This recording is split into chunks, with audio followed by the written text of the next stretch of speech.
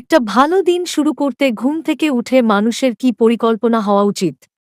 ১. নিজেকে সময় দিন। ঘুম থেকে উঠে তাড়াহুড়া করে নিজের বিছানা ছাড়বেন না। ১-০-১-৫ মিনিট নিজেকে সময় দিন।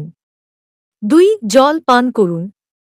ঘুম থেকে ওঠার পর ১ গ্লাস গরম বা সাধারণ পানি পান করুন। এটি শরীর ডিটক্সিফাই করতে সাহায্য করে এবং আপনার শক্তি বাড়ায়। ৩. শরীর চর্চা। হালকা যোগব্যায়াম, স্ট্রেচিং বা হাঁটাহাঁটি করুন।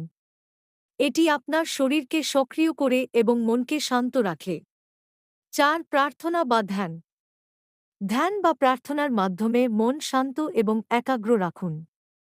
এটি ইতিবাচক চিন্তাভাবনা আনতে সাহায্য করে। ৫. দিনের লক্ষ্য ঠিক করুন।